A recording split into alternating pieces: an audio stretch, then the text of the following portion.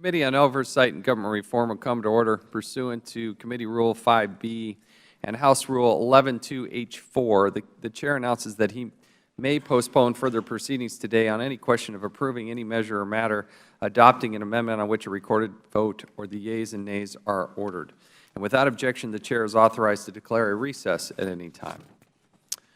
Our first item for consideration today is H.R. 10, the Scholarships for Opportunity and Results Reauthorization Act. The Clerk will designate the bill. H.R. 10 to reauthorize the Scholarships for Opportunity and Results Act and for other purposes. I ask unanimous consent that the bill be considered as read and open for amendment at any point. Without objection, so ordered. I recognize now myself for 5 minutes to explain the bill and why I'm so excited to move forward on this. This is Speaker Boehner's bill. He's passionate about this issue. I have joined him as one of the co-sponsors on this bill. But H.R. 10, the Scholarships for Opportunity and Results Reauthorization Act, or SOAR Reauthorization Act, continues three-sector approach to education within the District of Columbia. The bill provides equal Federal funds to D.C. public schools, D.C. public charter schools, and the Opportunity Scholarship Program. Over the past 12 years, Congress has worked in a bipartisan fashion to authorize these funds. Congress passed the SOAR Act in 2011, providing $60 million annually to improve education in the District for each of the next 5 fiscal years. The funding is evenly divided between the three sectors. However, the SOAR Act expires at the end of the fiscal year of 2017. This past May, the committee held a hearing at Archbishop Carroll High School to review the SOAR Act. The committee heard from Shirley Ann Tomadio, a 9-year scholarship recipient who is now enrolled in the pre-med program at George Washington University. As she testified, quote, "Every child should have a chance to receive a quality education because at the end of the day, we are the future. We want to grow in a world where we can be successful because our education was never limited by our backgrounds, tradition, race, or socioeconomic standing," end quote. And I couldn't agree more. Today the committee has a chance to reauthorize this program, providing hope in the form of a quality education for children throughout the District. For more than a decade, the Opportunity Scholarship Program has given some 6,000 students in the District the ability to attend private school in their choice. Simply, it works. Last year, 89% of the OSP students graduated from high school. On average, 92% of OSP graduates enrolled in a college or university. This is in stark comparison to the 58% graduation rate for seniors within the District public schools. But the SOAR Act is more than just facts and statistics. The SOAR Act is about power of education to change lives. Take the story of Carlos Battle, as written about in the National Journal in a recent book on education choice. Carlos received a scholarship through the OSP and attended Assumption Catholic School, then Georgetown Day School for high school. As a result of this quality education, Carlos was able to attend Northeastern University in Boston. In fact, his mother says Carlos, quote, "almost surely wouldn't have gone to college," end quote, without the scholarship. Carlos now talks about how many of his friends from time to time in the public schools are, quote, "still in the neighborhood and not doing well for themselves. Some are in jail," end quote. As he put it, quote, "everyone who was in my 6th grade class had the potential to achieve just as much as I did. That's just the unfortunate truth," end quote. The OSP allowed Carlos to take advantage of his potential, and he kept on achieving all the way to Northeastern. This program is about real people. The bill is not only about providing scholarships, it's about providing school choice and educational improvement. The SOAR Act provides the funding for the continued improvement of the public charters within the District as well as for D.C. public schools. D.C. public schools rank at the top of spending per student, yet nearly at the bottom in academic performance. My hope is that the funding will help these schools to continue to improve year after year. In the meantime, though, District children deserve the chance to succeed, and the OSP helps ensure that. Today, I look forward to respectfully debate the SOAR Act in its entirety, but before we do that, I want to thank Speaker Boehner. He has been a leading champion of the OSP during his time in Congress, on and off the field. He has done that in this body, putting action behind words, but as he go off campus and look at what he's done and the support that he's offered, he has been a true champion. I thank the Speaker for his commitment, making sure that American children have access to high-quality education. And I thank him for his tireless effort on this bill. It's a privilege to work with him on this important piece of legislation, a legislation I'd urge my colleagues to support and pass as we can hopefully bring it forward to the floor and debate it some more than there. But now, I would like to recognize the ranking member for his opening statement on the bill. Thank you very much, Mr. Chairman. I just want to be clear that I strongly oppose this bill. H.R. 10 would continue the nation's first federally funded voucher program. It would also continue the effort to undermine the public education system in the District of Columbia. Without a doubt, we must help the district provide a high-quality education for all of the city's children. But we cannot accomplish that objective by diverting public funds to private institutions and away from public schools, which is essentially what a voucher program does. Public funds should support public education. Through my work with the Maritime Industries Academy in Baltimore, I understand firsthand the many complexities of turning around struggling city schools. I know that we will not succeed in meeting the many needs of our public school systems and the students enrolled in them if we divert taxpayer resources to pay for vouchers for private schools. H.R. 10 tries to help a few students at the expense of the vast majority of district children. By dividing the funding it authorizes among D.C.'s public schools, public charter schools, and private school vouchers, H.R. 10 would provide a third of the resources it would make available to only 1.3% of the district's students. That lack of equity is simply stunning. Our focus should be on maximizing the impact of the Federal Government's limited resources to serve all of the district's 47,548 students. Since this bill last passed in 2011, over my strong objection and along party lines, studies of the program have demonstrated that the use of a voucher had no effect on school safety, satisfaction with the school, or motivation and engagement. Previous studies also showed that 50% of the students in the first two cohorts of the D.C. voucher program eventually dropped out of the program. I've often said that one of my major concerns with government and in everything I do is I want to be effective and efficient, effective and efficient, effective and efficient. Additionally, students in the program are less likely to attend school that offers, attend a school that offers support programs for those that are academically challenged or having learning difficulties. And one who came up in special ed, spending my first 6 years of school in special ed, I know how important those support systems are. As a longtime advocate of quality education, I support efforts to improve public schools for all students in a manner that is fiscally responsible and effective and, again, efficient.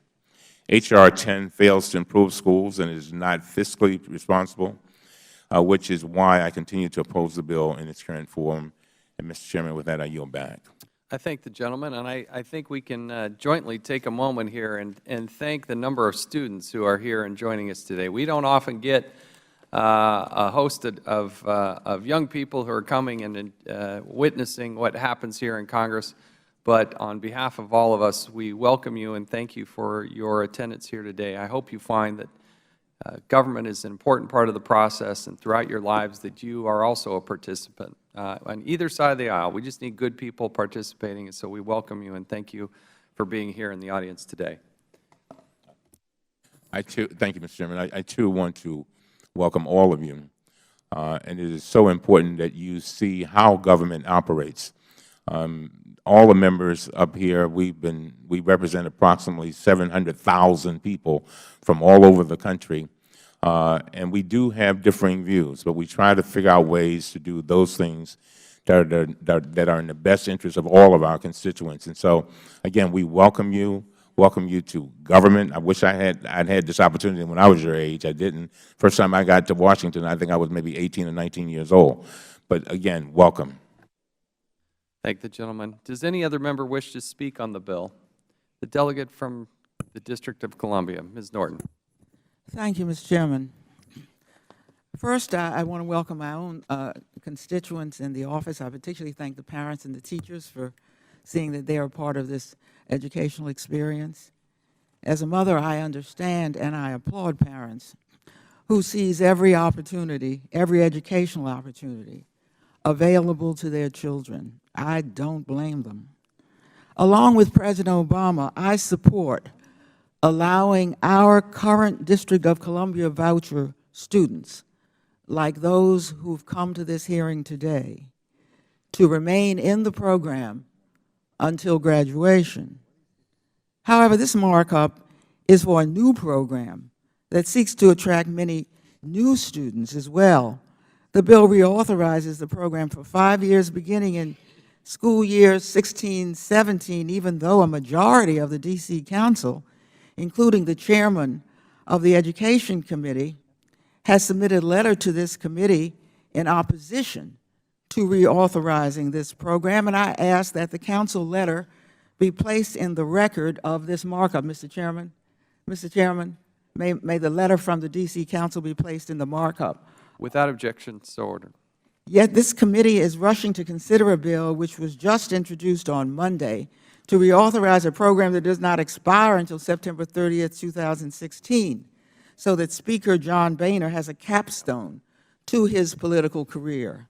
The D.C. voucher program is his pet project, not ours, while at the same time he has stood in the way of what D.C. residents have repeatedly requested from Congress, from budget and legislative autonomy to voting rights and statehood. The Speaker has introduced only 2 bills in the Congress, this Congress, a bill on the Iran nuclear agreement and this bill. Like so many partisan D.C. bills, the city faces to further congressional Republican ideology. This bill seeks to impose a program on the district that does not have national support.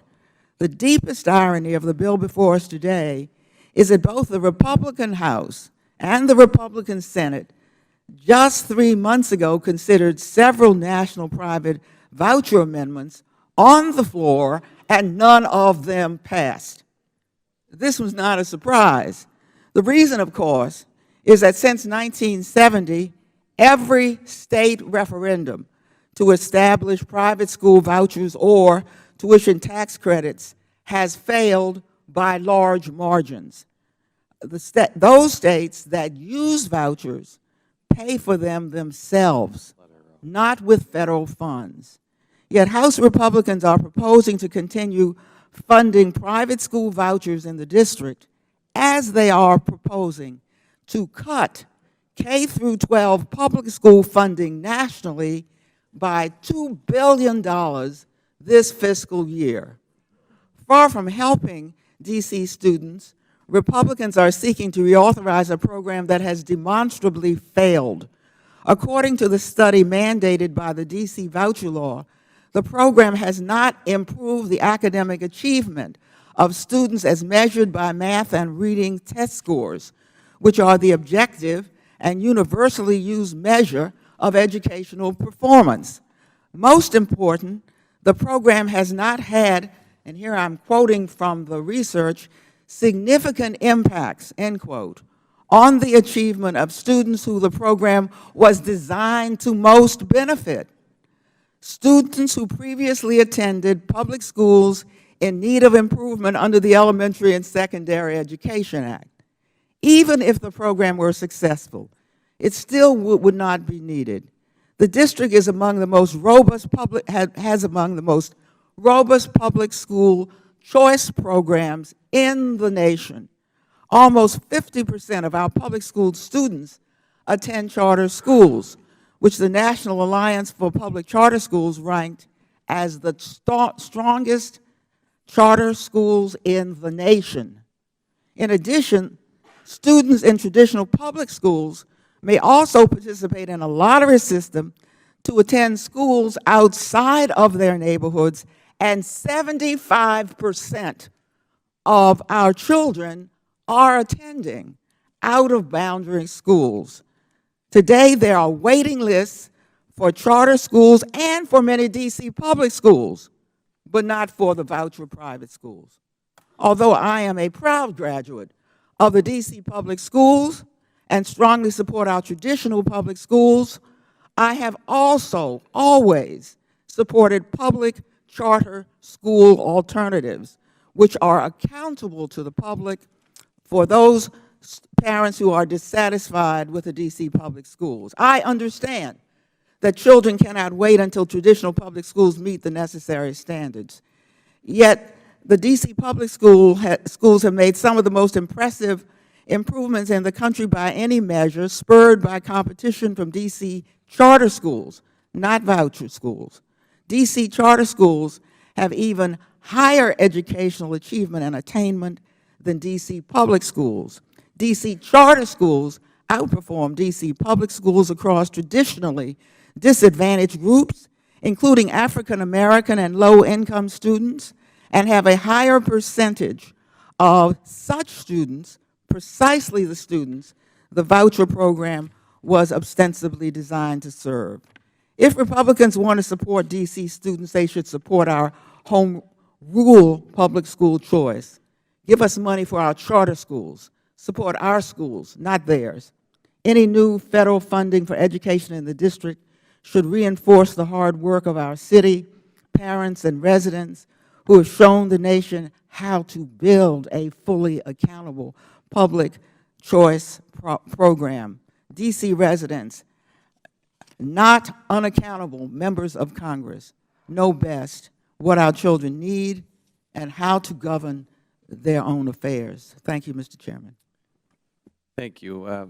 Given that it's about the District of Columbia, you've great latitude on the time. I would ask members to stay within the 5 minutes. But we'll now recognize the gentleman who's always more conservative than anticipated, especially when it comes to time, Mr. Mulvaney of South Carolina. I thank the Chairman. I take it that means I don't get the full 5 minutes. I represent some of the best public schools in the nation, and I represent some schools that aren't the best public schools in the nation. But they all have one thing in common where I'm from, which is they are a monopoly. Most of the people that I represent don't have a choice when it comes to education. I take that back. I take that back. If you're rich, you do. If you're wealthy, you have a choice. But most people that I represent don't have a choice where their kids go to school. If you live here, your child goes to school here. That's it. That's the end of the discussion. You don't like it, tough. Figure out a way to pay for a private school or move. That's a monopoly. And what we get out of public education more often than not is the same thing we expect to get from monopolies, which is lower quality at higher prices. In fact, it's more than that. What a monopoly, when you study it in school, what you'll find is that monopolies they make one classic mistake, which is they misallocate resources, which is exactly what public schools do. They take the best teachers and put them in the wrong places. They take schools and teach the wrong things. They take their money and they spend it on the wrong things. I know great teachers who tell me they can't wait to get out of the classroom because they make more money in administration. I have employers telling me that they can't find people to work in South Carolina because we don't teach enough vocational schools anymore. And I know schools that will hire a fourth assistant guidance counselor before they will hire another math teacher. That is a misallocation of resources. But it is exactly what we expect when we have monopolies. We would never tolerate this in other areas of our culture. We don't tolerate it with the oil companies. We didn't tolerate it with the phone companies. We wouldn't tolerate it with airline companies. Why we tolerate it on educating our children, I have no idea. Actually, that's not true. I know exactly why we do, because they're politically active. And it's that political activism that has allowed the education establishment to guard their monopoly as effectively as they had for entirely too long. We have laws against monopolies in every area of our society except education. And it's not going to change, Mr. Chairman, until we break those monopolies. And if this bill can help do that in just a little way, then our kids will be better for it, and I'll support it. With that, I'll yield back the balance of my time. Thank the gentleman. Does any other member wish to speak on the bill? Mr. Chairman, quickly, if I could. Mr. Liu, California, you're now recognized for 5 minutes. Thank you, Mr. Chairman. I am speaking on this because we are not a city council. We're the United States Congress. We deal with issues of war, of trade, of energy policy. That's why I don't introduce a bill to override a local ordinance in Lexington, Kentucky, or some city in South Carolina or in Florida. And it is a waste of taxpayers' money for us to be sitting here dealing with a hyper-local issue of a city. We should let the D.C. City Council do their job. It is not our job. I'm a big believer in local control, as I believe many of my colleagues across the aisle are as well. It would be offensive if the U.S. Congress passed a bill in my hometown of Torrance, the city of Torrance where I live, about some local ordinance issue or some educational issue that should be left up to the states or to the local school boards. We in the U.S. Congress should not be doing this. It is a waste of our time. I don't understand why we're even voting on this issue. We should let the D.C. Elected officials do what they were elected to do. It is a waste of taxpayers' money for us to be even sitting here on this issue. I yield back. Thank the gentleman. Now recognize the gentleman from Ohio, Mr. Jordan, for 5 minutes. I thank the chairman, and Mr. Mulvaney gave a, I think, very appropriate lesson in economics, but let me just talk about the practical sense. We saw this same thing in Ohio. 20 years ago, we started a scholarship program in Cleveland, Ohio, 612 districts in our state. Cleveland had the worst graduation rate in the state of Ohio, and we said, you know what we're going to do? They were spending, at that time, 20 years ago, almost $7,000 per student. We said, you know what we're going to do? We're going to let 2,000 kids, kindergarten, first and second grade, we're going to give them a scholarship worth $2,250, a third of what was being spent on them in the public schools, a third of the amount of money. We're going to give them a scholarship for the first 2,000 kids. On the initial sign-up day, thousands and thousands of parents were kicking and scratching to get the golden ticket, to get a chance to escape the pathetic schools that were at the time going on in Cleveland Public Schools. And this program started, it's been continued every year. Those kids have now went all the way through the system because we added a grade each year, and another round of kids are coming through. And each time the other side tried to shut it down, you know what happened? Those moms and dads showed up at a rally at the State House, proving one of my axioms about politics. No high-paid lobbyist will ever beat a mom on a mission. They make the case for why this is good for their kids, and we won every single time. The same dynamic is playing out in our nation's capital. These kids right here wanted to get to these schools. There's a waiting list for these schools. The graduation rate in these schools is better than the public schools. I bet the teachers and the parents here want this program to continue. They don't like the fact that it's a 58% graduation rate in D.C. schools. They like the 89% graduation rate. They like the higher reading scores that kids are getting in these schools. Mr. Mulvaney is exactly right. Competition is good, but more importantly, moms and dads want this for their kids, plain and simple. That's why we should renew this. That's why we should continue this. It is just that basic. Every time, this is inherent in American people. Every time they get the chance to choose, Americans like that. It's called freedom, right? And just because, as Mr. Mulvaney pointed out, some families may not have the resources that wealthy people have and can choose to go to a different place, these families like that choice. I say we continue the program. I yield back. Thank the gentleman. The audience is reminded to not be a participant in today's hearing, but thank you again for being here. Does any other member wish to speak on the bill?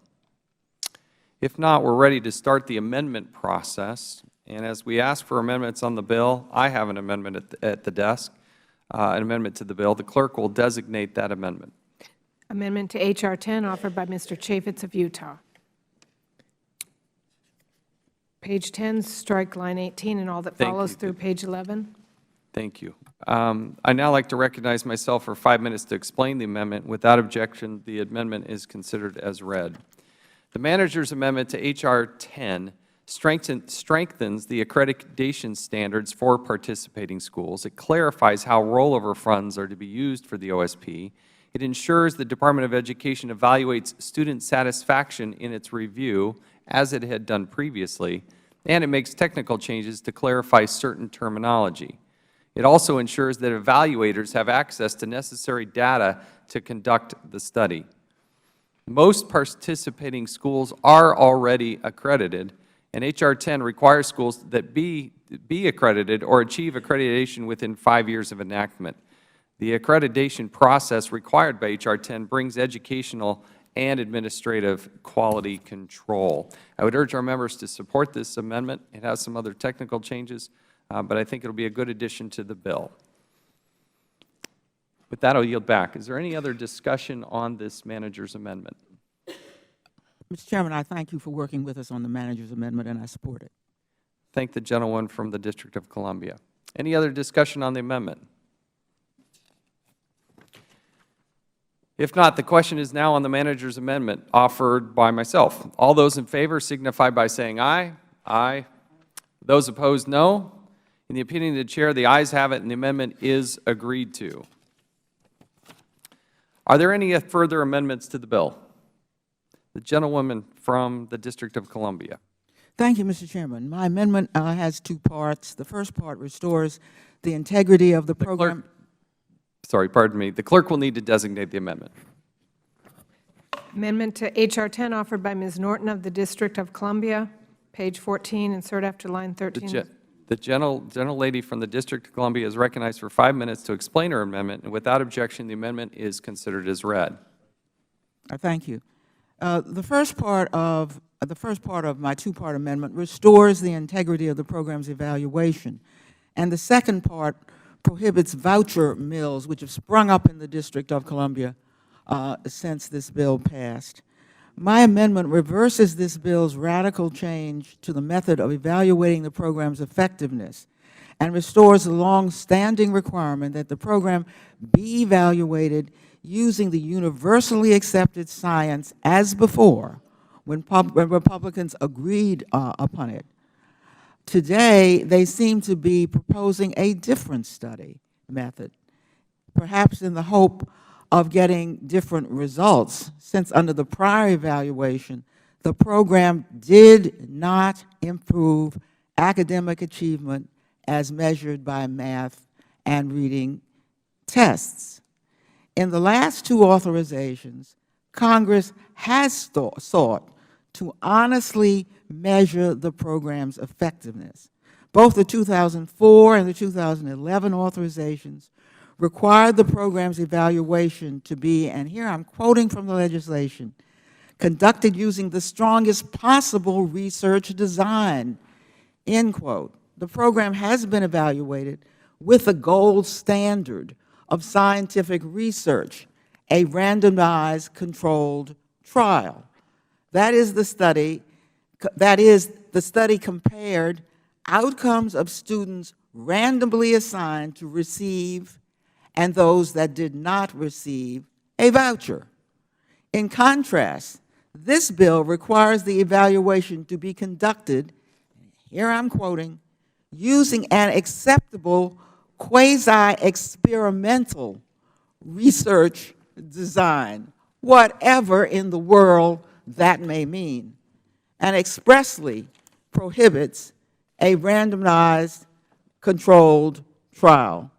The evaluation will compare voucher students with students in D.C. public schools with similar characteristics, even though in any scientific examination, a randomized controlled trial consisting of students who apply for the vouchers and students who actually receive the vouchers would produce more valid results than whatever a quasi-experimental study is supposed to do. The current program's evaluation points out a randomized control trial, and here I'm quoting the researchers, is especially important in the context of school choice because families wanting to apply for a choice program may have educational goals and aspirations that differ from the average family. A randomized controlled trial reduces selection bias inherent in the research design that the Republicans here propose. Some have suggested that since the program is supposedly successful it is not fair to deny students a voucher by putting them into a control group or a randomized controlled trial. First, the program, according to the scientific study, has not been successful in raising math and reading scores, and therefore there is no harm to students being assigned to a control group. Second, the majority itself concedes that there is a need for an ongoing evaluation of the program's effectiveness because they do require at least some study in the bill.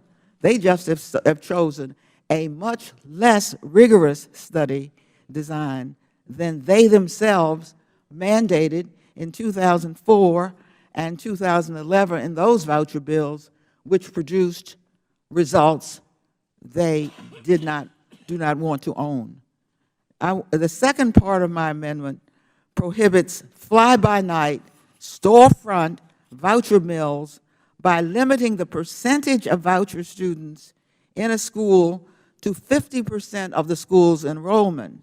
No current voucher student or sibling will be affected by this cap.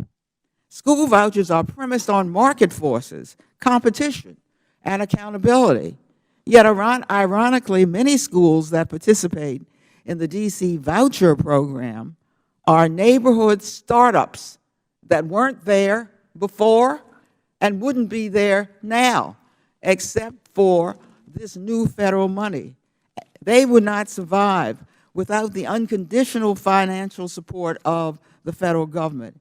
It is interesting that we are marking up this bill as many Republicans fight the reauthorization of the Export-Import Bank, arguing that companies should be able to survive. The gentlewoman's time has expired.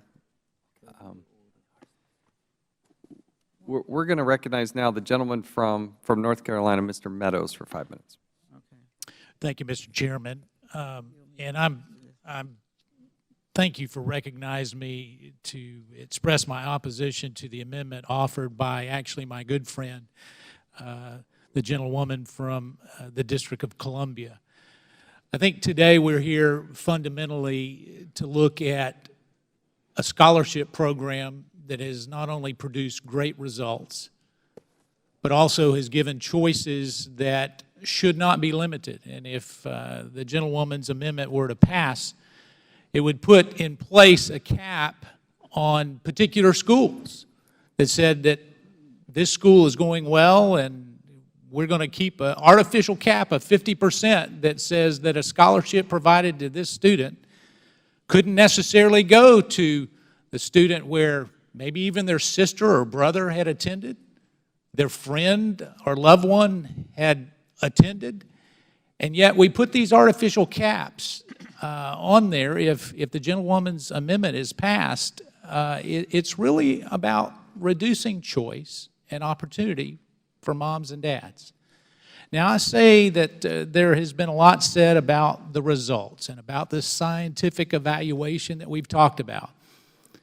But, Mr. Chairman, I was with you at a field hearing at Archbishop Carroll School where I saw not one, not 10, but hundreds of bright students that will be perhaps members of Congress, President of the United States, doctors, engineers, and each one of them had one thing in common, Mr. Chairman. They had a hope and a vision for a better future for themselves, but it wasn't just them. It was the moms and dads that were there, that when you looked in their eyes, they didn't feel trapped in a particular situation where they had to go to this school because they lived here or they had to go to this. It was truly an opportunity to be the brightest and best that God had made them. And so I was touched by the testimony. We heard from Senator Scott that particular day, who is an unbelievable testimony of being able to overcome adversity. And the other thing that I need to point out is we talk about all these evaluations and how it's not actually scientific or it's not doing better, but I'm here to tell you that that is not the case. the results speak for themselves, Mr. Chairman. We're seeing unbelievable progress. And I would flip the question. If by authorizing this particular bill, are we doing any harm? And I would say that the very students that we have here would unanimously say that there is no harm in giving them a scholarship that gives them a better opportunity, and that the moms that are here would echo that same sentiment. I also believe that what the gentlewoman's amendment would do would provide this group, this control group, that would unnecessarily exclude certain children from the life-changing scholarships that are available to them today. So I strongly rise in opposition to the gentlewoman's amendment, recognizing the fruit of what has already taken place and the desire for it to continue. And I'll yield back. Mr. Chairman, I thank the gentleman. Now recognize the gentleman from Missouri, Mr. I move Clay. to strike the last word. Gentleman's recognized. Thank you. At this time, I'd like to yield to the gentlewoman from the District of Columbia. I thank the gentleman for yielding so that I can complete my statement about my amendment prohibiting voucher mills, which obviously, to respond to the gentleman's, my good friend from North Carolina, the gentleman's objection, my amendment would leave students, would have no effect upon siblings, upon people already in the school. As I've said, as in my opening statement, I support allowing students already in these schools to remain in these schools until they graduate. But I don't know why any member of this committee would oppose fly-by-night, federal money going to fly-by-night startup schools that started up the moment that this bill was passed. Many of them are bogus, and were it not for the vouchers, they would not exist at all. Some of them are, they have been exposed in the Washington Post for what they are, and they're well known, and yet are able to attract some students in the neighborhood. It is interesting to note that we are marking up this bill, and competition is being given as the reason, as many Republicans fight the reauthorization of the Export-Import Bank of the United States, arguing that companies should be able to survive on their access to private, not government, capital, and that such government funding distorts the private marketplace. Private schools also should be able to survive on their access to private, not government, capital, as the schools where my constituents have come this morning have survived, the archbishops and the St. Anthony's of the District of Columbia. Government funding to private schools also distorts the market, especially when the Government Accountability Office has noted in 2007 and 2013 in its reports on the D.C. school voucher program that the program lacks quality controls, transparency, and information.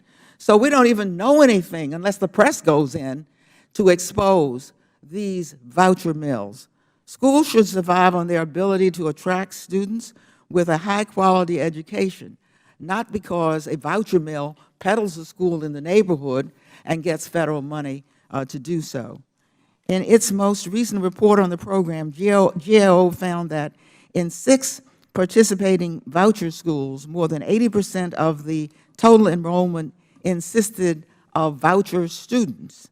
In a 2012 Washington Post investigation of the quality of the voucher program, the founder of one school where voucher students comprised 93% of the voucher enrollment of 72, said to the Post said to the Post, if this program were to end, this school would end. The school director of another school where voucher students consisted of 100% of the school's total enrollment of 50 told the Post that if the program were to end, they would have to stretch with fundraising to continue operating. I ask that the Post investigation titled "Quality Controls Lacking in D.C. Schools Accepting Federal Vouchers" be included in the record, Mr. Chairman.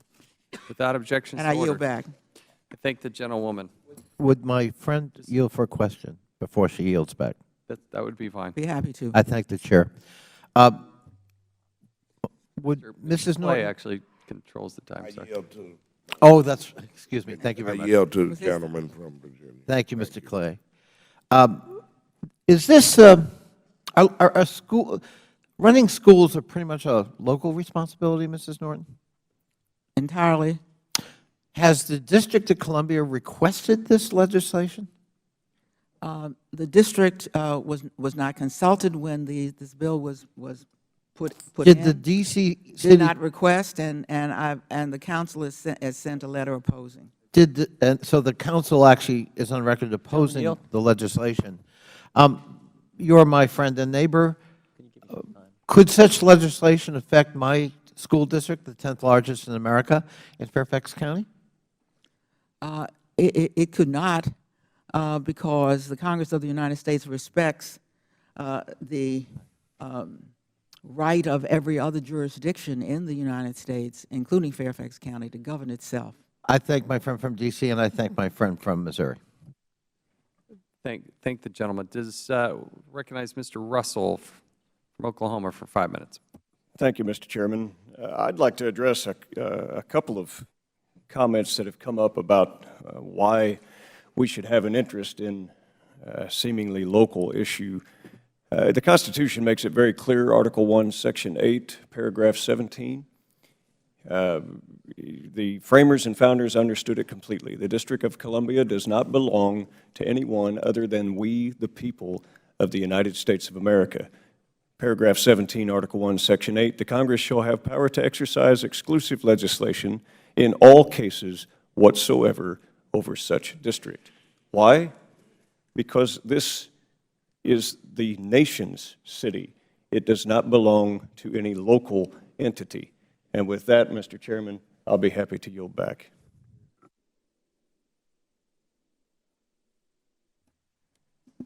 Thank the gentleman. Does any other member wish to be heard on this amendment? The ranking member, Mr. Cummings, now recognized for 5 minutes. Mr. Chairman, thank you very much. As I sit here and I listen to the arguments, you know, it baffles me that there are so many people who think they know what's best for the district. And I can't help but think about a little girl in my district. After we had the disturbances a few months ago, one of the things that this little girl said she must have been about a 10th grader, and it was very upsetting. She said, you know,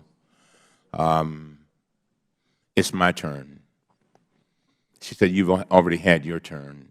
It's my turn. She was talking to a group of preachers, and she talked about how she was reading from a book, a history book, where the copyright was 1968.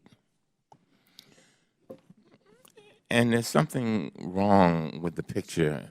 And I think this is happening all over the country in many areas, particularly where poor and African-American students are. A lot of times what is happening, sadly, is the dollars that Ms. Norton talks about that needs to be going into the public schools are actually being pulled out of those schools. And for the life of me, you know, when I think about what she just said about fly-by-night institutions, and apparently this has been documented, and the idea that we would be a part of that, and then I hear about austerity, and I hear about how we got to have money for this and that, and you know, I often wonder about, you know, what we would do in our own districts. And would we do this same thing?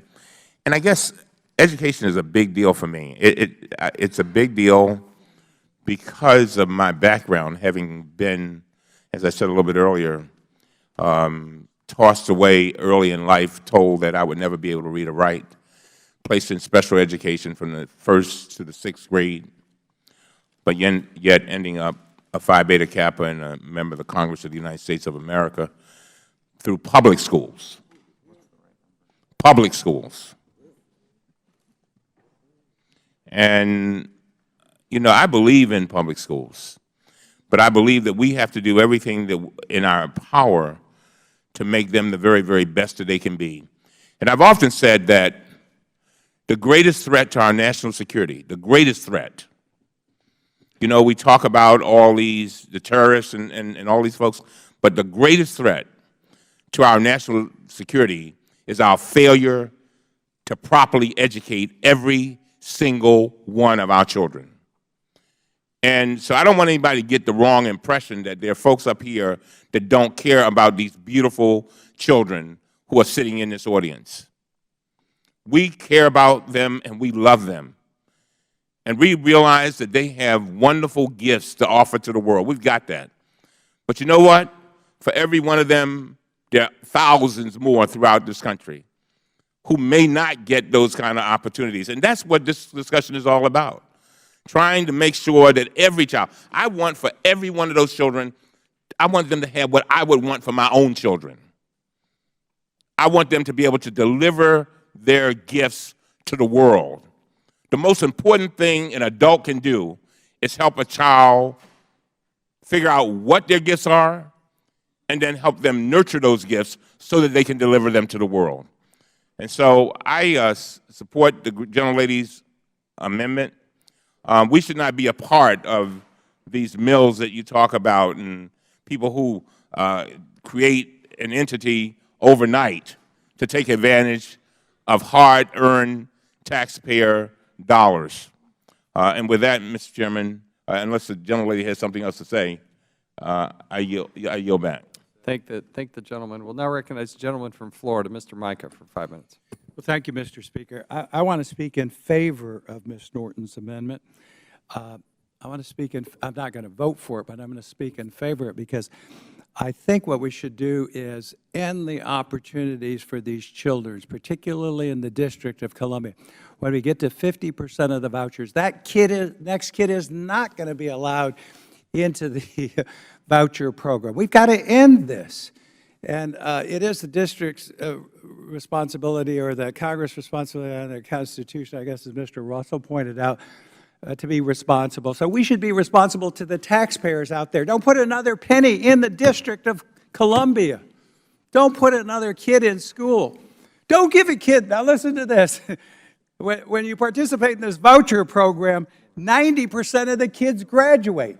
In the rest of the schools, it's 58%. I'll be darned if I want to give those kids 32% advantage to graduate from school. So let's pass the Norton Amendment. Let's save federal taxpayer dollars. Let's make sure that we end the parents' choice to give their kids a chance. Let's make sure we give the students no opportunity to succeed and graduate. The graduation rate. Yes, let's pass the Norton Amendment. We want to cut off the opportunity, cut those vouchers out, save taxpayers money. Would gentleman yield? No. But I urge you to vote for the Norton Amendment. It's a great amendment to ruin the lives of more kids in the District of Columbia. And I yield back the balance of my time, Mr. Chairman. Thank you. Gentleman yields back. The gentlewoman from Michigan is now recognized for 5 minutes. Thank you. My political career included school board. I started off as a PTA mom and was elected to the local school board. So serving as a member of the school board and eventually being the president of the school board, I'm very passionate about public education. Being born and raised in the city of Detroit, my grandmother, who did not have a car, who didn't have a high school education, but was very passionate about my education, we were totally dependent on our local public school. My grandmother did everything in her power to ensure I had the best educational opportunity, but her tax dollars and her faith in our local school was extremely dependent upon them being partners with her for me to be educated. Whenever we have this discussion about vouchers, I always push back on the premise of, unless you're increasing dollars for education, unless you are increasing and having a separate fund to give vouchers, it is inappropriate, and you are putting those most at risk in a situation where you're declining the resources for public school systems.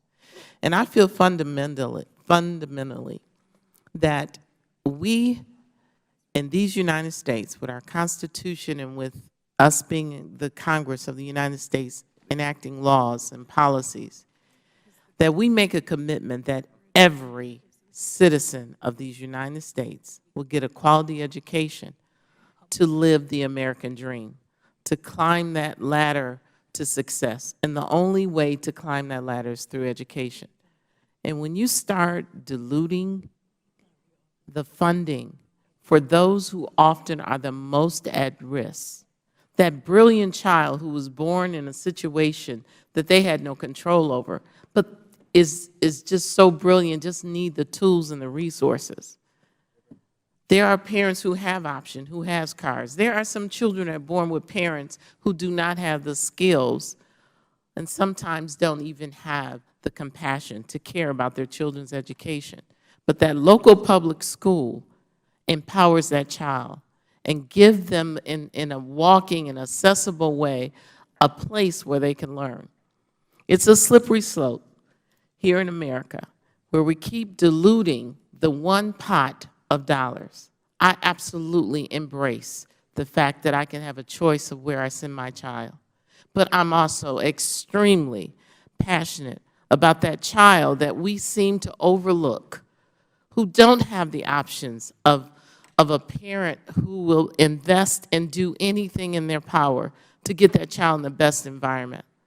I'm also passionate about that child who their parents may not have the resources to take them to another school, or some cases don't even have them just the understanding of the system to go through the process to put their child in a better environment. I say to this Congress, and I said to my city, and I say repeatedly to every educational discussion, vouchers is a good thing if you are not diluting the funding for our public school system.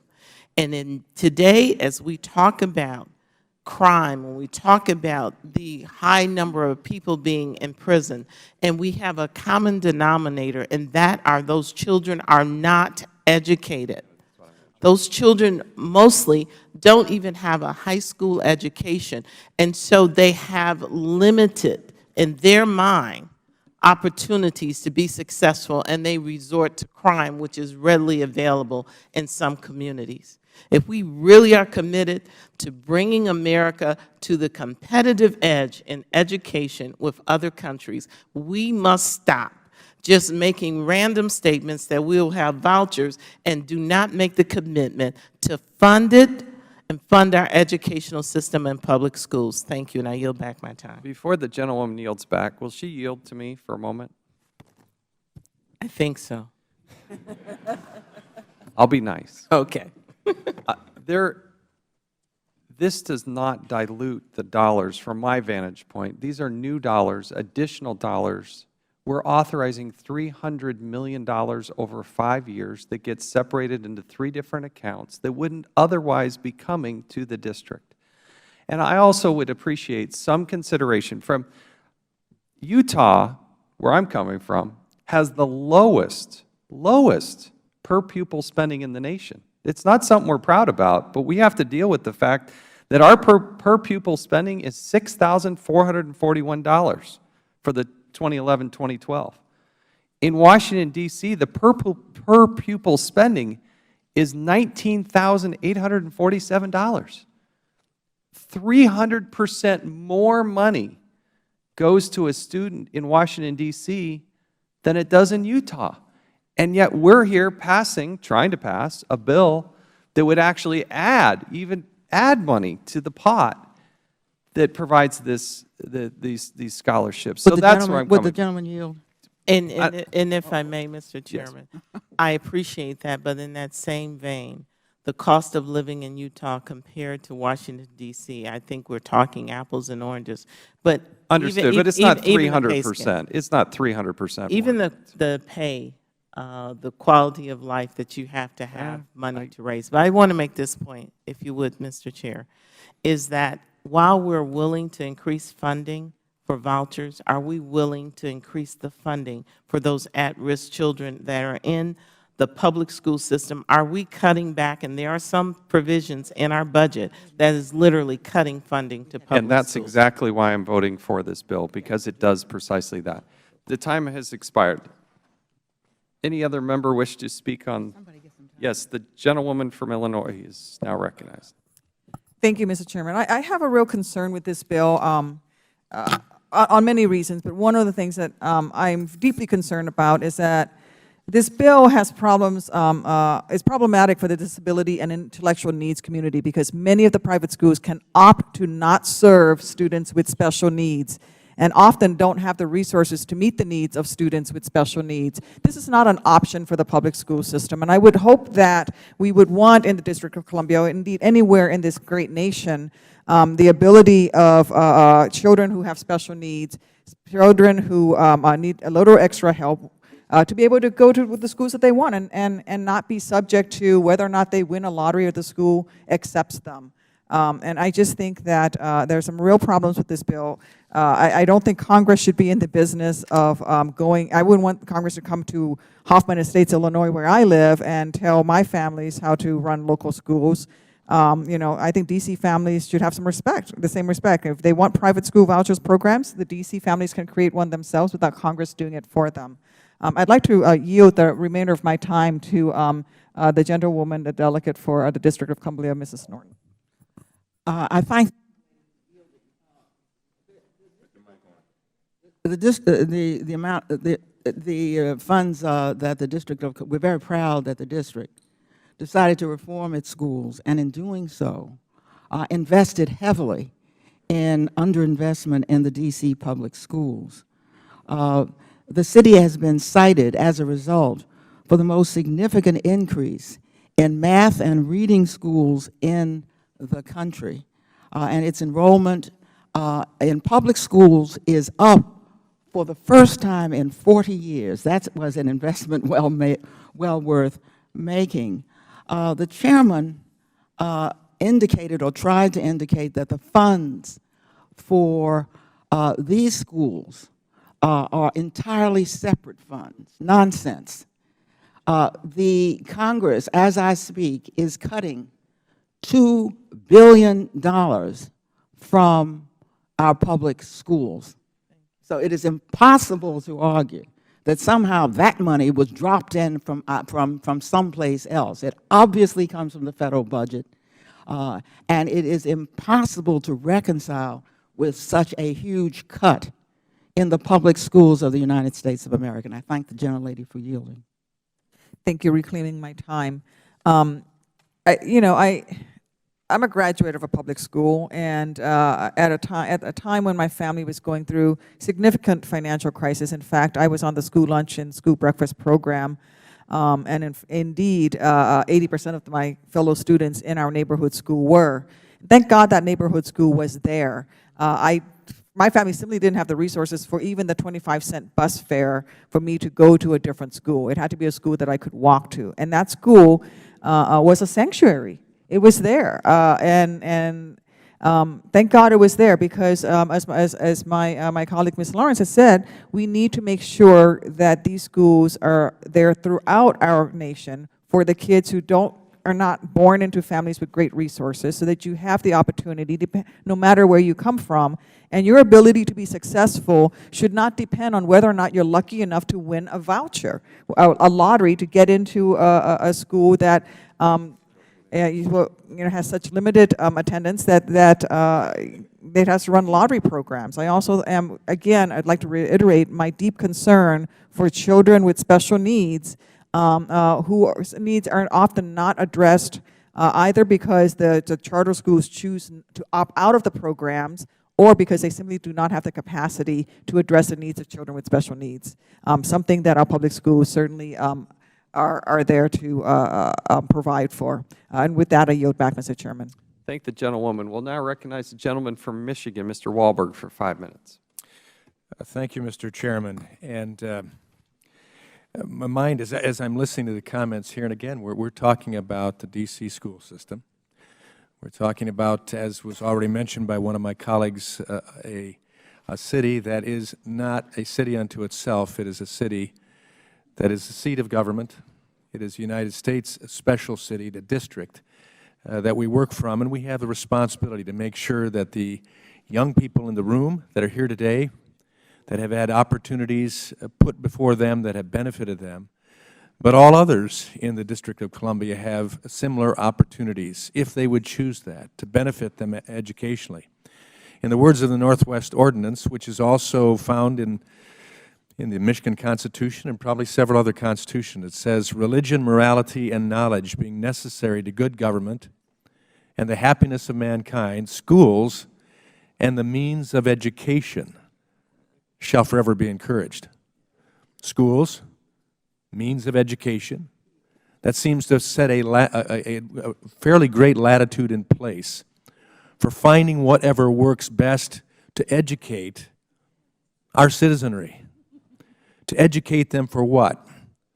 So that they would be productive citizens, that they have their needs met academically, but it would flow into their happiness in the future. The dignity of work, the dignity of being prepared to do whatever would be their sweet spot in life. For our country, at the federal level, to stand in the way of the diversity, the opportunity, the choice, the decision-making opportunities for parents and for students alike is unconscionable. That is not our responsibility. We are to encourage schools and the means of education. And when we look at school districts in Michigan, and I was involved in the state legislature in putting through legislation that tried to bring some type of parity between the funding for students in our public school systems, to give similar opportunity, whether it be Detroit Public School System or Jackson Public School System or Tipton Public School System, that students would have opportunities. And so to see a voucher system that gives young people and their families the opportunity to expand their choice to meet the needs of them as individuals in unique ways just makes all good sense. It doesn't take away, it adds to. It doesn't discourage some at the benefit of others. It encourages all. Isn't that what we're about? Or are we about simply holding on to a design that we feel comfortable with or we gain support from or has the loudest mouthpiece? Does that benefit education, opportunity, schools, and the means of education, and ultimately the happiness of mankind? I would suggest, Mr. Chairman, that it doesn't. And what we are doing today is necessary. It won't be for everybody. I'm a product of public education. My mother was a public school teacher. A daughter-in-law of mine is a public school teacher. 3 aunts were public school teachers and 1 librarian who me a lot. But my kids were products of public schools, private schools, and home schools. My children. Why? Because I had a choice. I had a choice. And I made those choices along with my wife with the best interests of our kids at that time in their life. But we had the choice. Other families are not being given that same choice for various reasons that we won't go into. but this is an opportunity to give some more choice than they've had before and build upon the success that we've heard about in the room today and we'll hear about in the days to come, and we will cost nothing except greater opportunity for our students. And so, Mr. Chairman, I appreciate this responsibility we have for the District of Columbia, given to us by the Constitution.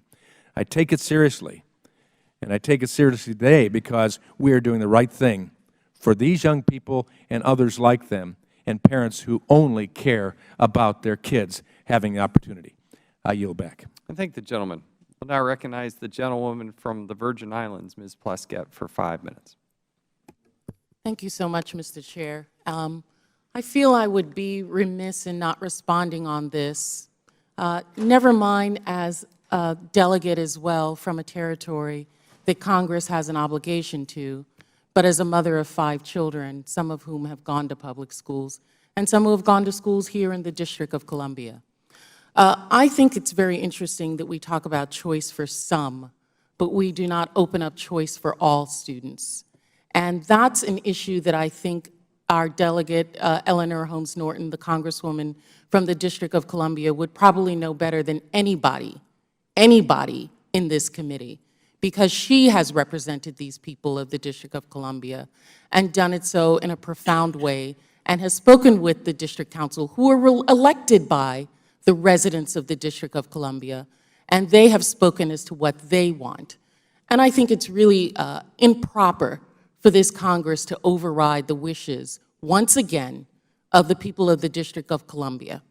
And when those on this dais talk about the responsibility, and indeed it's an obligation of Congress to the District of Columbia, as well as to the other territories, we only pick and choose which obligations we want to take on. And we've decided that voucher programming is one that will benefit some of us in terms of how we bring it back to our own districts and talk about what we stand for. But we completely abdicate our responsibility to the people of the District of Columbia and the rest of the territories in other areas. Let's talk about funding for Ward 8. Let's talk about funding for Ward 7.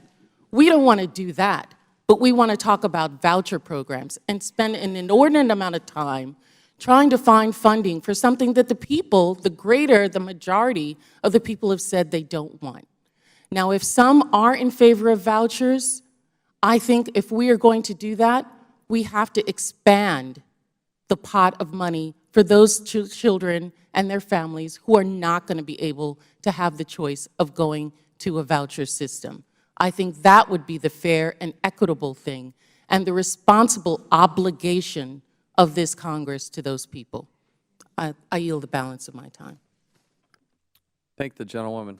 Does any other member wish to speak on this amendment? Yes, the gentlewoman is recognized. I thank you, Mr. Chairman. I simply want to add my voice to that of some of my colleagues here who have spoken out on a couple of issues regarding this voucher bill. Number one, obviously, the disrespect that is shown the District of Columbia, not by not listening to the District of Columbia and what it does not want for its students, but not even asking and inserting ourselves upon them. And number two is I do believe that our obligation is to ensure that all children, irrespective of their zip codes, get the best, most globally competitive education that we in the United States of America could offer. Our standing educationally on the international stage has declined over the years, and we have a significant investment that we should be making. I really do not believe that the route to that pathway is a voucher program on several levels, including the fact that we note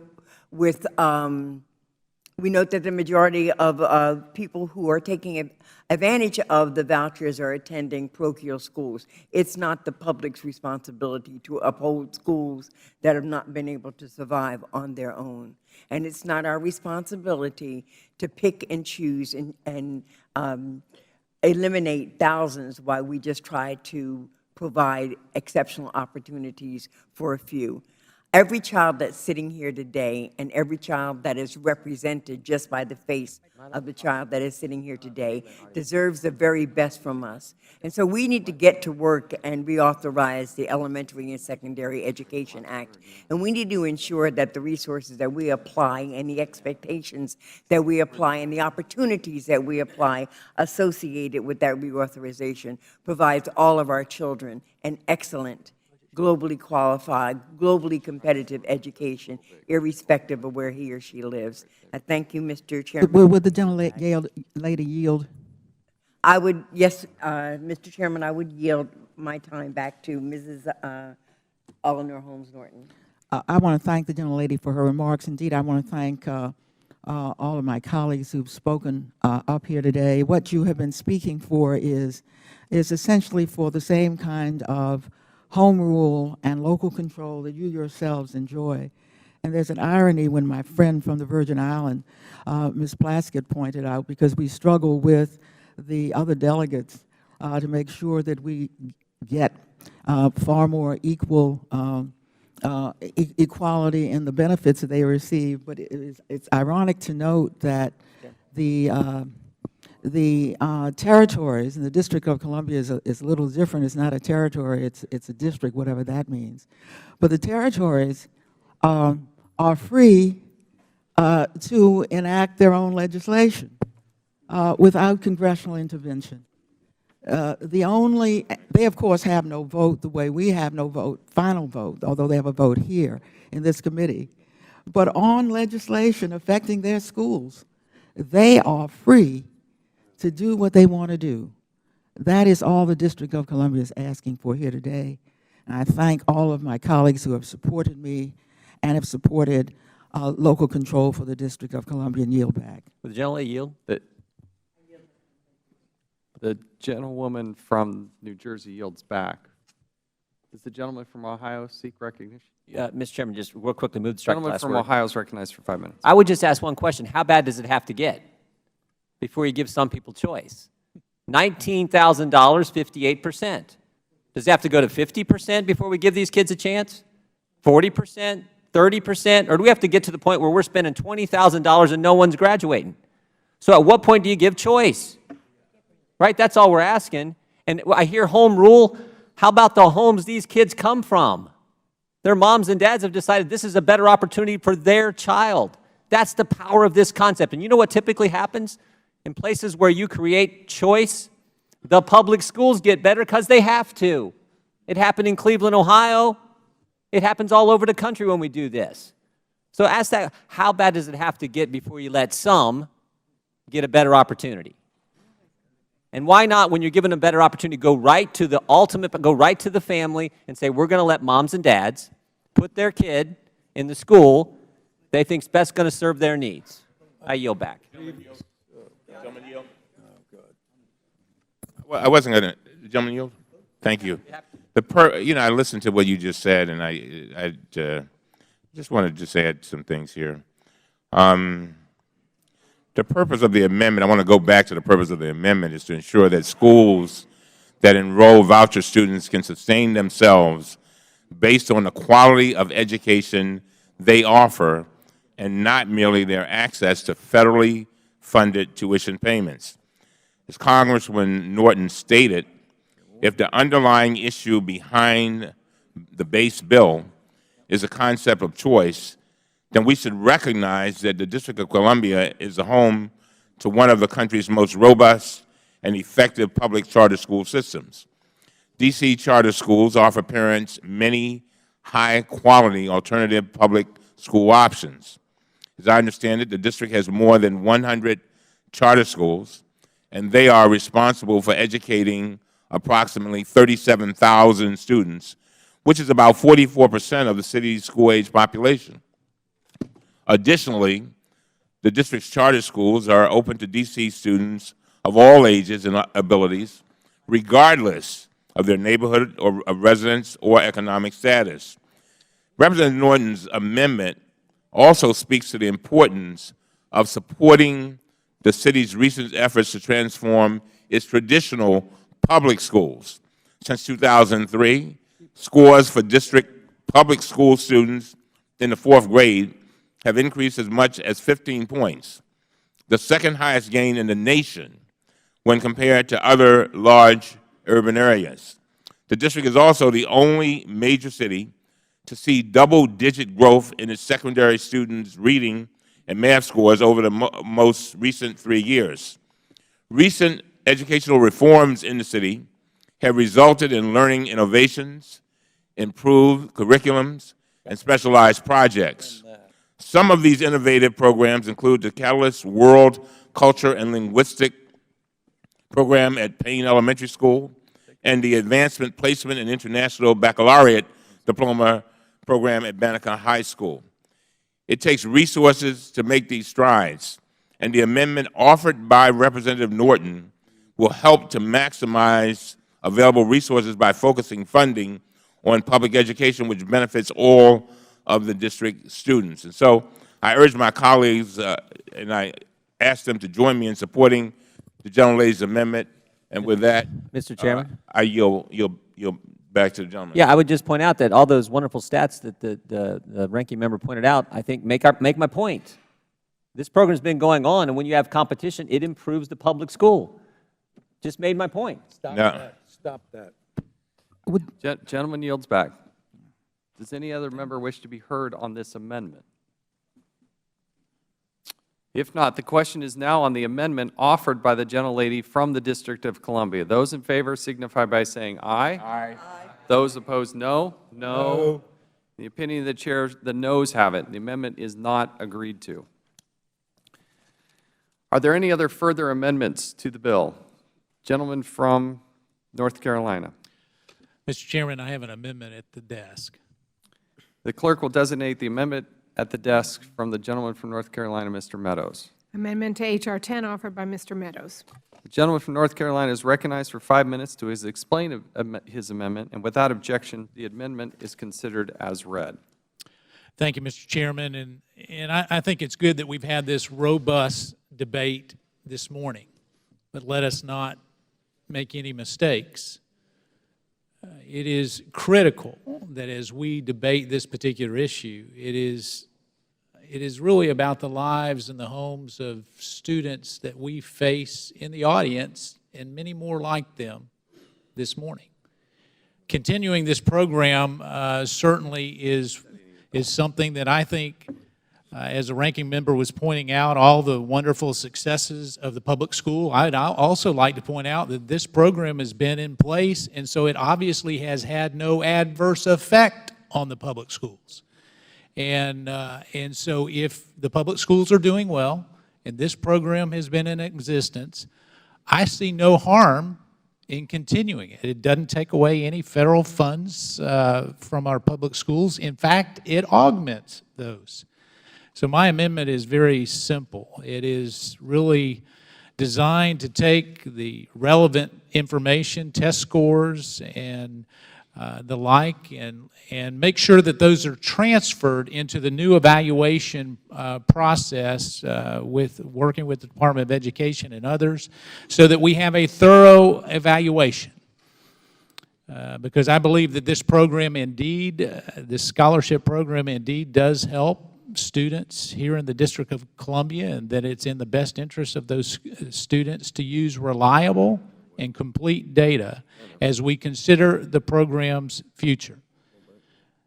As you know, we had a hearing that we heard unbelievable testimony that would bring tears to the eyes of even the most hardened member of Congress as they heard the successes of this program. We were able to see moms in the audience who beamed at the pride of their student being able to articulate the wonderful benefits. And so I think it's important, my amendment speaks to that issue, to make sure that we take all of those evaluation tools, roll them into any future evaluations so that we can make informed decisions as we move forward. And I urge my colleagues to support this amendment, which is aimed at protecting the rigor and integrity of the OSP evaluation. And I yield back, Mr. Chairman. I thank the gentleman. I would now recognize the gentlewoman from the District of Columbia, Ms. Norton. Well, I thank my good friend from North Carolina. At the very least, we ought to track the current students, I deeply regret that we will not track them in the same way they were tracked before, with a controlled study that measures like students against like students, but there's some kind of undefined new experimental design, apparently trying to make sure one gets different results. The reason you track students is because you really want to find out whether they are progressing. We don't know how many students drop out. We will not know, even now. We have almost no accountability. So to have nothing that track them would be even worse. So what this does is say that current students, who I remind you, I was always for remaining in the program until they graduate, will also be tracked. But as you evaluate those students, you will have to take into account that the new experimental design, which found no increases in math and science tests, will have to be measured against this new experimental design, which remains undefined. I do not oppose this amendment because something is better than nothing, and we would have been left perhaps with no way to know anything about these students. Again, I congratulate these students, all of whom are my constituents, say I wish you the very best, and believe that if you continue as you are now, you will complete your education at the private schools that you are attending. And I want to say once again that your schools are very different from the schools that described in my amendment. There are other children in schools which are only there because there's some federal money. St. Anthony's and our other Catholic schools are good examples of schools that have been there for the long haul, and I have always supported them. I have particularly supported them because the Catholic schools have kept running, even though this is a Baptist town, but they stayed up as long as they could. And I want to thank the church for when they got to the point where some of their schools could not be left, and they had to close down some of the schools. Catholic Church came to the District of Columbia and said, rather than give up on the education we have been providing in these neighborhoods, they asked the District of Columbia to make them, to relieve them of their church affiliation, make them charter schools so that they could remain in the District of Columbia. That, it seems to me, is the spirit of those schools, and I applaud those and the schools that are represented here among my constituents. I yield back. Would the gentlewoman yield? I just yielded back. The gentlewoman has yielded back. I'll now recognize myself for 5 minutes and yield to the gentleman from North Carolina. I thank the chairman. I would just like to share heartfeltly, and I think the gentlewoman would know this, that I would like to express that I'd be glad to work with the gentlewoman. My amendment is designed to track many of the things that you have pointed out, does it in a very different manner than your amendment, but I'll be glad to work with you in a spirit of friendship and in supporting these families to do all we can to make sure that we have a good evaluation tool. And I yield back. The gentleman yield. And I'll yield to the gentleman. The gentleman yields back, and I'll yield to the gentleman from Maryland. I just have one question for the gentleman from North Carolina.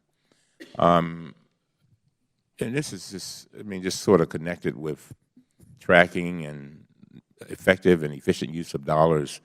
Does the gentleman have concerns about the issues that the gentlelady has raised with regard to these fly-by-night institutions?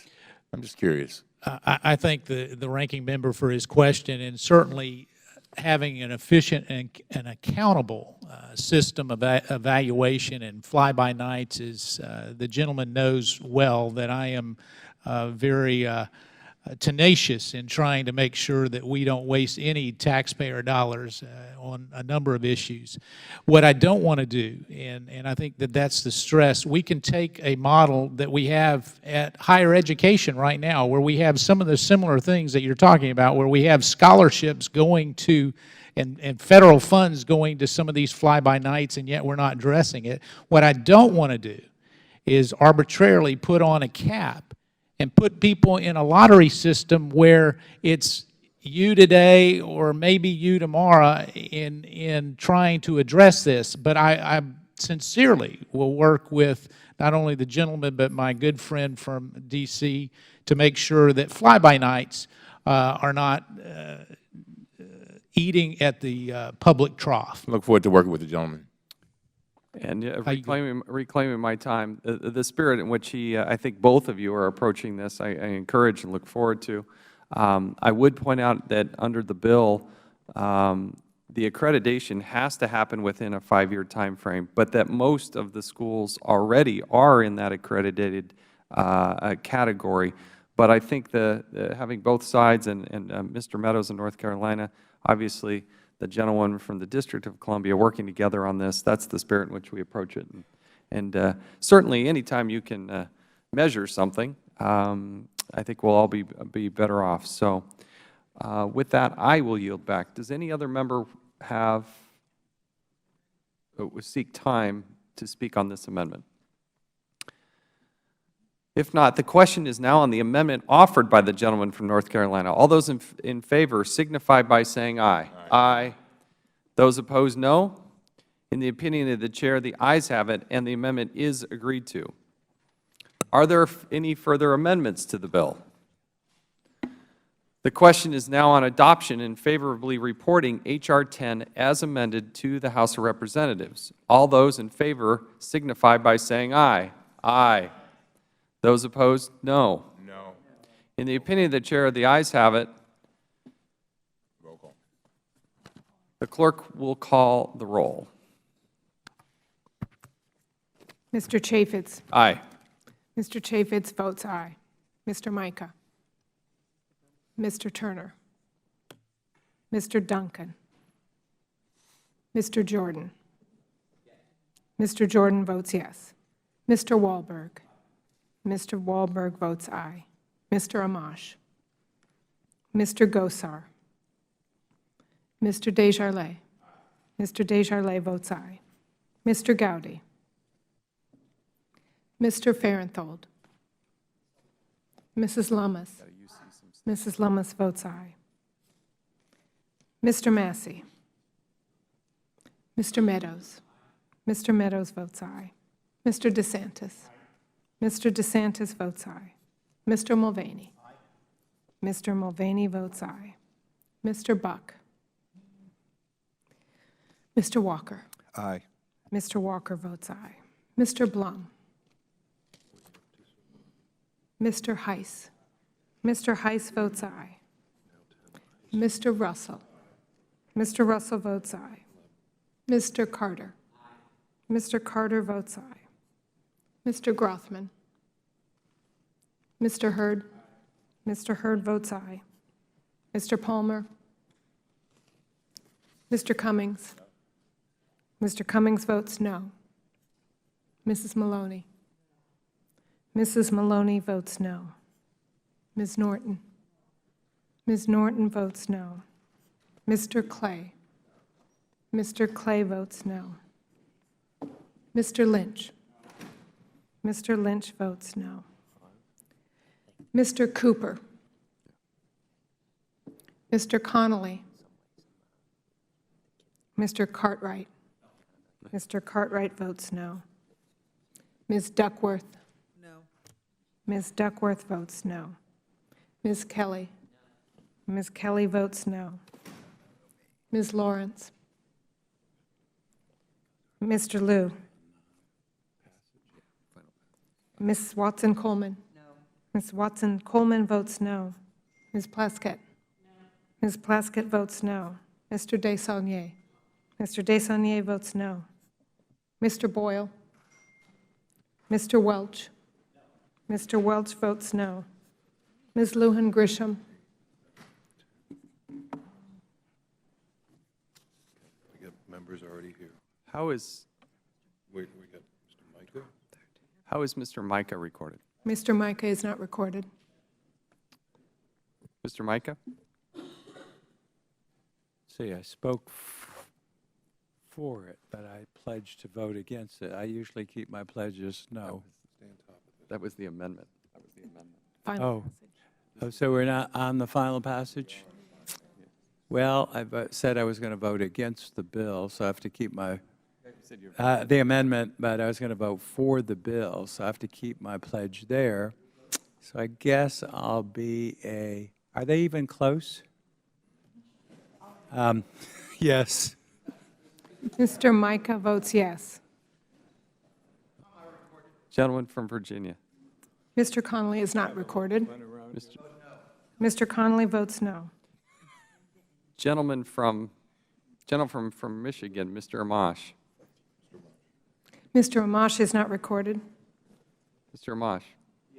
Mr. Amash votes yes. Are there any other members who wish to be recorded? There is one more member who I'm told is right here. The gentleman from Arizona, Mr. Gosar. Mr. Gosar is not recorded. Mr. Gosar. Mr. Gosar votes yes. Gentleman from Tennessee. Mr. Cooper votes no.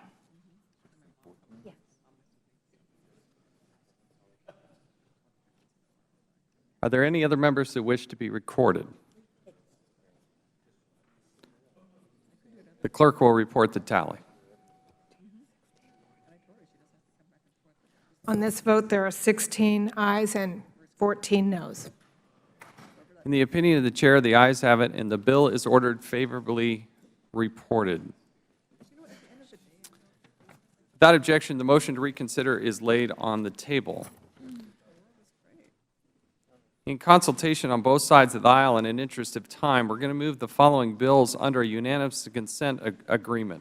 If any other member wishes to offer an objection, please do so. But we, having consulted on both sides of the aisle, we have agreed to move these bipartisan bills expeditiously. Before I do that, at the conclusion of this, I want to thank, and Mr. Cummings can do as well, the students that have joined us for this bill. I only wish that members of Congress had the same sort of discipline you had in sitting here through this, but it was most impressive. And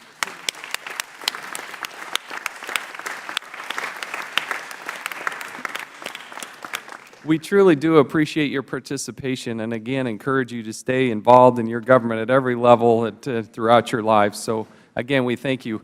If we can stay in order, we still have a business meeting that must continue on. I would ask unanimous consent that the committee adopt and favorably report the following bills to the House. H.R. 2347, the Federal Advisory Committee Act Amendments of 2015.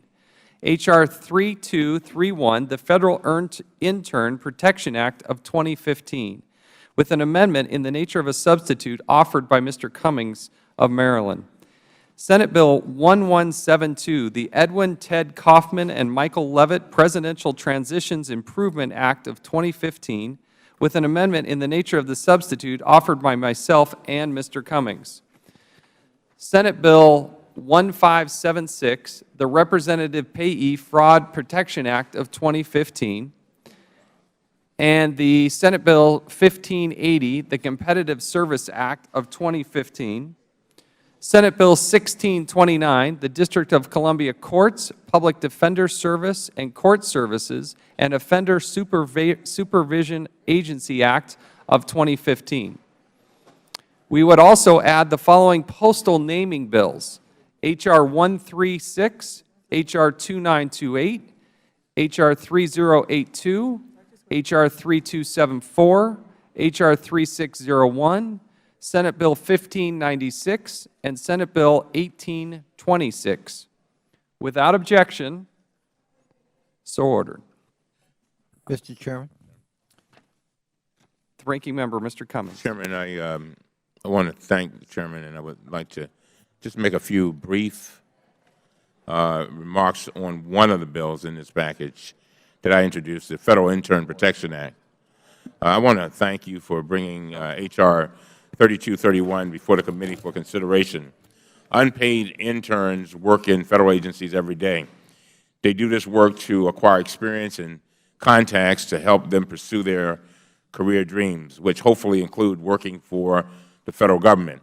The Federal workers from whom unpaid interns are learning are protected from discrimination and sexual harassment by Federal law. Unfortunately, due to a loophole in the existing law, unpaid interns are not protected from discrimination and sexual harassment. The committee has held a number of oversight hearings on employee misconduct. In some instances, the misconduct involved the sexual harassment of interns. Witness testimony has included allegations of unwanted touching, uninvited sexual advances.